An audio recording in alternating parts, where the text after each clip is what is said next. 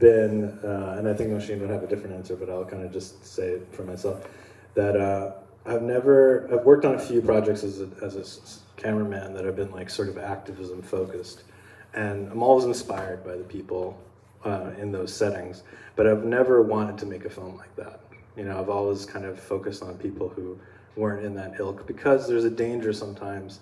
I think activists kind of are a little bit like politicians in that sense, where sometimes it's hard to get to know them. It's hard to break through sort of rhetoric and sort of things that they tell their story so many times, and they have such a way of like presenting things. But the difference here is that Nosheen had these relationships and built really deep relationships with these women, and it wasn't about, like, their activism kind of took a little bit of a backseat to that, and it was more about, you know, to their lives, you know, and what they were going through themselves. So I think that's what we connected to, is this idea that, like, you know, as unsexy as it sounds when you're pitching it, it is kind of a film of like the everyday life. You know, it's trying to connect to what it is to be a Muslim who's like automatically politicized by just being who you are. I think one of the things that was very fascinating is the way that you almost have as chapters in the movie, all these important news stories in American history that obviously have meaning to people in many different ways, but to show it from the perspective that you did, was that always the focus of the film? Because it's such a clever way of telling the story. Yeah, I think once we realized it was feature length, we did, and we started interviewing people about their experiences, like sort of post 9/11. Certain moments came up, and like by no means does this film try to represent like those moments in like a comprehensive historical way. Like, they are snapshots, and what you hear is what the community was feeling. You know, I mean, there's other nuances, there's other elements to all those stories, but we're all kind of familiar with it. So the idea here was just to bring, okay, what did it feel like to be in this group of people who felt a certain way, or felt like almost responsible, or felt targeted, or felt, you know, different ways about what was going on. So it was an interesting way to just like revisit the timeline that we were all in this room have lived through, and sort of try to see it through that perspective. Yeah. I thought the film was very balanced. Some people might be surprised to hear that there was some disappointment in terms of President Obama. That was an include, in your opinion? Well, I think one thing for sure, because we had a preponderance of sort of activism-connected people, that's like an opinion that definitely bubbled up a lot, which was like this hope that he would do more. But on the whole, obviously, if you compare that to what came after, I think it's, you know, it felt like it was necessary to include it because so many people wanted to talk about that. But at the same time, it's like, I wish he was back. You mentioned earlier that this can be a challenging subject matter to get funding for. I hear that a lot from filmmakers, but why this film in particular did you find funding to be a challenging aspect of it? Yeah, I mean, I think that because there are certain expected narratives when it comes to Muslim stories, and we didn't check any of those boxes. So it was like you kind of come in and you're kind of saying something there, and you would hear, I mean, a lot of this, you know, we went out to markets, like the last couple of films that I've worked on have all been a lot of foundation money, which, you know, someone like Ford Foundation came on really early because their mission was to bring a different perspective. Like, so that actually is going to be an asset to you. But if you're going and pitching this in marketplaces, which we did for like a year, we spent, you know, pitching it at various markets, it's a lot more difficult. So you have to kind of like, when I look at our like pitch clip before, we had like an 8-minute clip that we were trying to entice funders with, and it's like not this movie. And that's all, yeah. And what was it originally? It was just, I think I mean, I hate to say it, but it was a little bit more sensationalist. It was almost like, you know, kind of here, give you this like peel back the cover on, you know, Muslims community, and like we never crossed that line of like exploitative. Like, we would never make something that sounded like, you know, oh, this is like, you know, completely the expected narrative that I think a lot of people were expecting us to bring forward. But there was a little bit of enticements of like what it could be. And I think that's just sort of like, you have to fight this battle, I think, to sort of like be able to relate to people and what they've seen before or what they're expecting, and then also what you're bringing to the table. I think once you have a really strong track record as a filmmaker, then it's probably easy to just be like, this is what I want to make, you know? You touch on a lot of subjects in the film. One small part of it that I would even like to learn more about is when you demonstrate that within the community sometimes there were spies, there were people that were speaking to the government, and the feeling that one must have if they don't know who they can trust and who they can't trust. Can you elaborate on that a little bit more, like what you learned about that subject? Sure. I mean, there's a wonderful film about this that actually POV did a filmmaker that we know quite well, Asif Bandawi, did a film called Feeling of Being Watched, which really just completely focuses on that. But it's such part and parcel of like the last, I think, you know, post-Patriot Act, something that everyone's kind of been aware of and dealt with. It's just, it is a little, and it sucks because like there are so many people who are, you know, completely really want to convert and like are completely on the level, but there's that moment of hesitation and like, you know, a little bit of suspicion, and it's really unfortunate, but that's kind of. And is that still going on today? Yeah, yeah. I think it's around the time of like sort of the Muslim ban and these things happening, like sort of early Trump days. I think it felt like quite a lot of that. Obviously, like most people's experience that they were talking about in the film were, you know, more post 9/11 in those like 5-10 years. But yeah, for sure, it's still something that people are aware of and feel. It's always interesting when I hear from people like yourself. You mentioned that you've worked in many different capacities making films, producing, directing, and I imagine other things as well. How does one divide up the responsibility when you have so many people working on a film that have also done lots of different things? Do people stick to their traditional roles on that particular film, or did you end up doing a little bit of everything? Yeah, we were a little bit of everything on this. I mean, as that credit roll surprises me how many people actually were involved in the film. A lot of, obviously, a chunk of that is just thank yous for people who just, you know, I mean, if I went through each and every name, it's like there were people who let us stay with them. There were people who, you know, introduced us to other folks. But as far as like the central crew, we were really small until maybe the last year when we kind of built more of a team. We had more funding, we had more. At that point, PBS came on, so this is PBS POV is going to be broadcasting this in a couple of weeks. October 17th is our broadcast date, so that's why our director couldn't be here, because we're delivering stuff and it's just like a crazy process. As you look at the film and you think about what you did, is there anything in particular in terms of your contribution to this movie that you're most proud of? I mean, just, you know, I've always kind of worn a producer hat on my own work, for sure. This was the first time that I think I focused more solely on that, although for the first year of production, I was shooting as well. Like I'm additional photography as well, and I was on a lot of the shoots in the first year or so of the project. But then I started sort of shifting into more of a fundraising side, so I would say that I kind of learned a lot in that. I learned much more about grant writing, much more about how to just like network within that sphere of people and how to talk to funders, you know.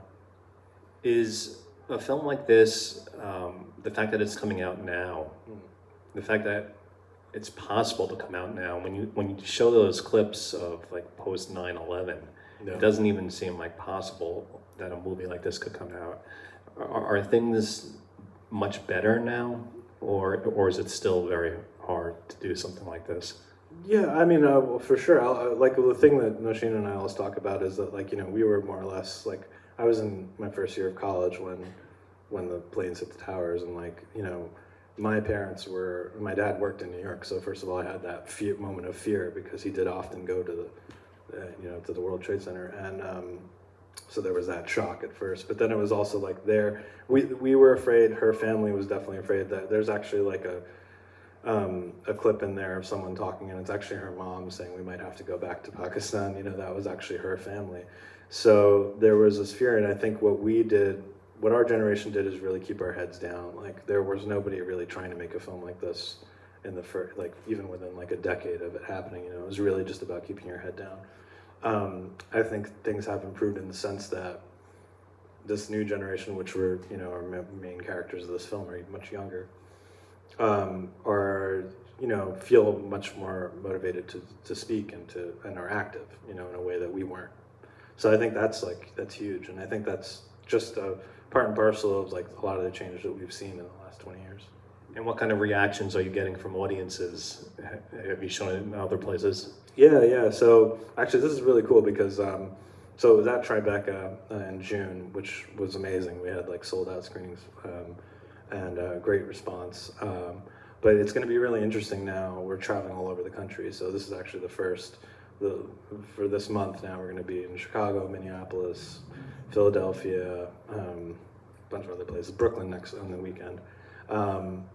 So it's just going to be interesting. I'll get back to you because I think it's going to be just interesting to bring it to the different communities. Because I think for sure when it's like a Muslim audience, it's obviously a certain thing of people actually, having just relating to it in a really deep way. But I think with other audiences, it's a great conversation. Like I've had awesome conversations in some of the smaller screenings. Like we've done some small, like more feedback screenings that have been a very diverse type of audience. And that's just always been a great way of having a discussion. When it airs on POV, what can that mean for a film? It's a big deal for a documentary to be on there. Like, what are you expecting from having that exposure and so forth? Yeah, I mean, I think actually more so. I mean, I'm excited about all the screenings that we're doing in theaters like this around the country, but obviously you're reaching a lot more people with that.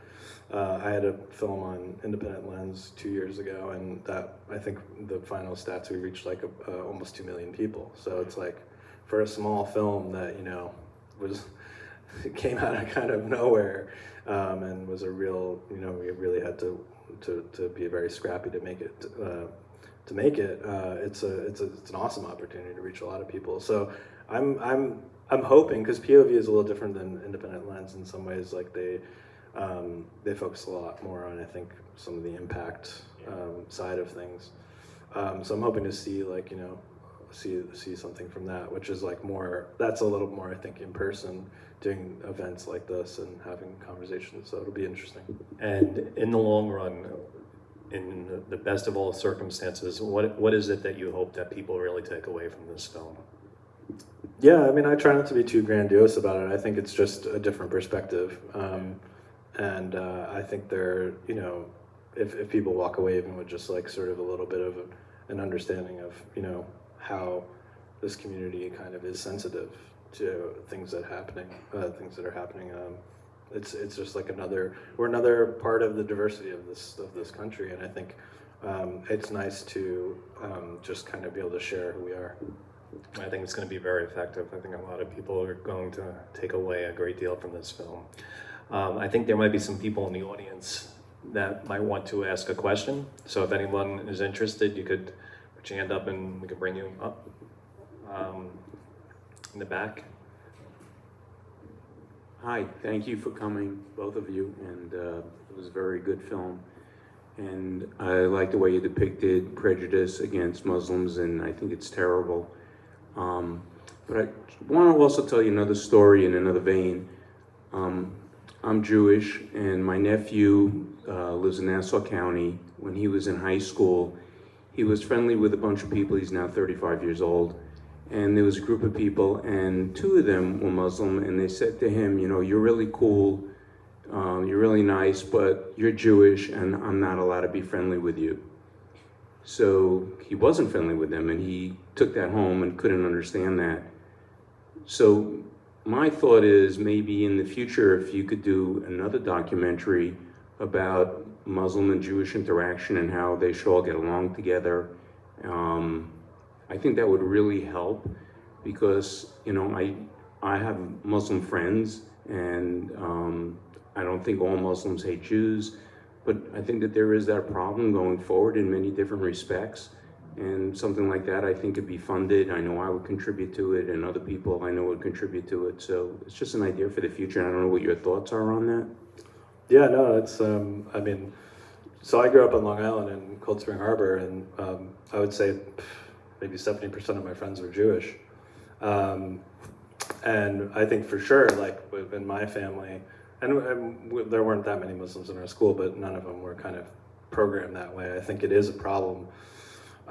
Some folks just grow up with their parents telling them, for whatever reason, that they shouldn't be friends with Jews, and vice versa. I mean, unfortunately, it's kind of it's something that I've seen for sure, and I know what you're talking about. It would be interesting to do something on that. Yeah. Hi, thanks for the great film. Thank you. I would just say that it feels very much like a feminist film to me, in the perspective of the director being, as it's mentioned in some of the writing about the film, that she had such access to these women, and it feels very intimate. Absolutely. And we're seeing them cooking. We're seeing a lot of fantastic, the wedding and all this.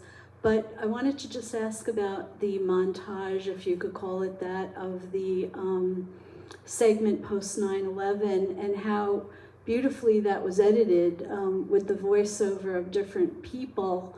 You don't really see the speaker. You're brought into this chaotic world by the way it's edited, and also by the way the film itself is manipulated. Could you talk about those editing decisions? Sure. Yeah, and I mean, for sure.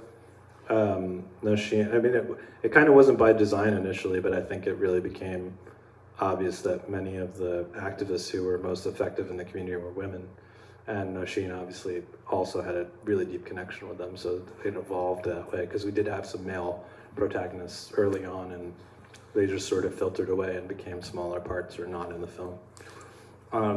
As far as that sequence, yeah, I think that is, our editor, Ben, worked with all of that material. It's kind of almost the most challenging thing in a way, because you see scenes in the film that have a very clear narrative, like, okay, the wedding scene, for example, it's like there's an event going on, you have so much footage of it, and you cut it. With these other ones, we were collecting from the community, like, just a lot of home videos and interviewing. I think Nosheen did like over 100 interviews. So he was faced with this just like huge amount of material, and he could probably speak better to how that process went, but I think we chose Ben particularly as an editor because he had a poetic sensibility. We weren't looking for someone, like on my last film I worked with an editor who was knows how to cut, cinema verite, like footage of just people, events with no narration. And I think Ben brought to the table just this, interest in experimental film, and this, person who just like loved looking at footage and just finding quirks and finding interesting moments. And he just probably spent a lot of time in the room, creating that, and came to us with it. So we have to thank him for that. Hi, my name is Lori Rothstein, and I'm one of the founding members of the documentary series. Very cool. And a few years ago, we showed Matthew Heineman's City of Ghosts, and there were many horrific scenes. I thought it was a fabulous film, but the thing that stayed with me the most about that film was the very beginning, when they showed home movies of the people in Syria, and they were having barbecues, Yeah, and their that. lives were just like ours, and then 24 hours later, their lives were dramatically, unalterably changed. It was terrible. But seeing them as human beings, not just, statistics or on the news, and seeing their lives that paralleled ours in so many ways, really, to this day, I remember those scenes very vividly.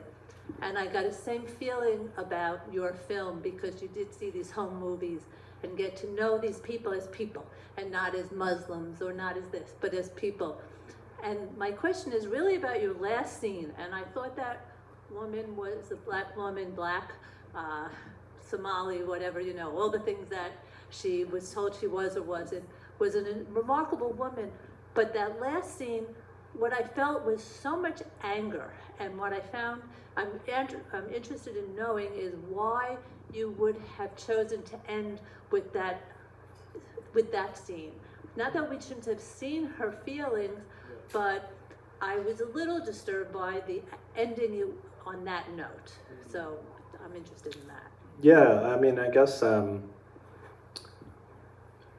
she's, what I loved about what she says, I mean, maybe the delivery feels like it has some anger to it, and I think she could talk about that very eloquently. But what we loved about it was this idea of like shedding off and pushing away these definitions from the outside, and just being like, I'm a person. Like, that's really kind of what she's saying over and over again in that scene, and I think maybe her anger comes from a life where she doesn't feel that she's looked at that way. She's always looked at through a lens of you're this, you're that, and has to work really hard for people to accept her or to even just treat her like a person. I think she has had a particularly, really difficult time of kind of all the characters. I think everyone's had obviously their own sort of stories, but for her, I think she faced a lot of bullying. She faced a lot of negativity. I think that just builds up a certain anger in you. But I think the message that she has within that is kind of the overall message of the film in a way. And like you said, like with these home videos that you're seeing, they're just like, we're people. It's almost like the same, like we loved what she was saying, So I think that's why it's in there. It kind of is, it's a summation that feels like it captures thematically what we were trying to achieve.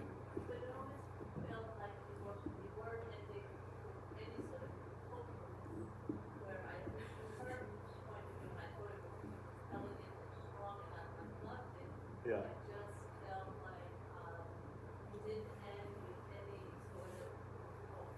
Yeah.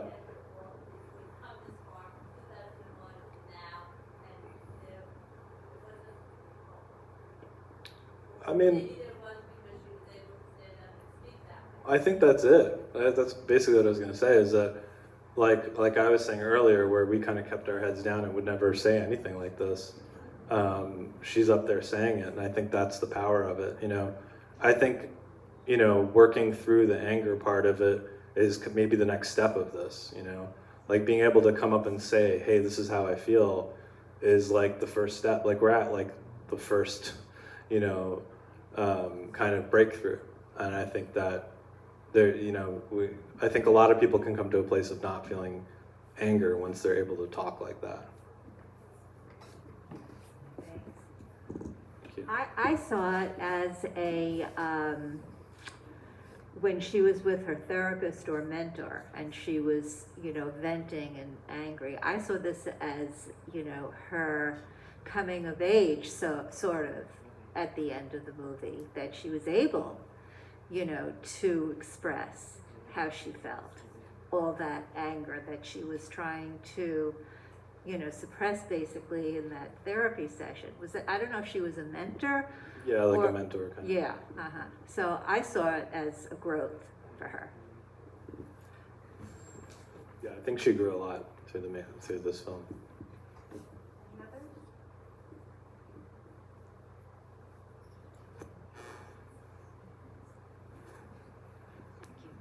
I thought it was interesting that woman who was speaking was in the kitchen with her mother, and her mother, mother kept saying you should be home by the time it's dark, and just that total disconnect between her mother and herself trying to make the two worlds mesh.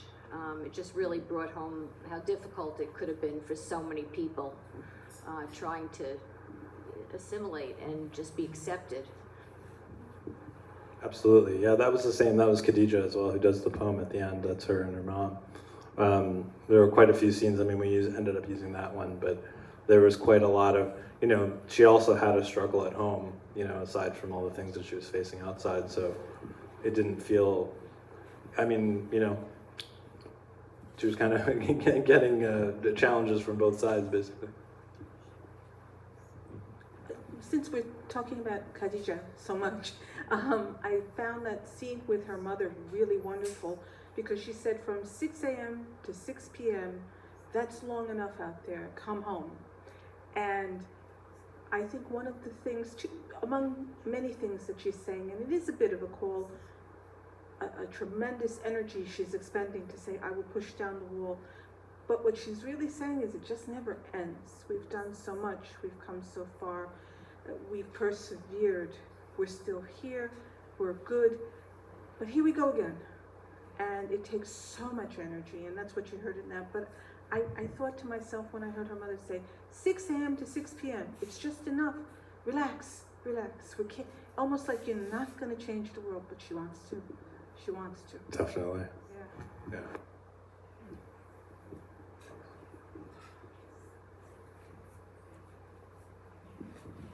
Okay. Thank you so much, Sofian and Thank you, everybody. Tom. Thank you, everyone. Q&A and for bringing your film here.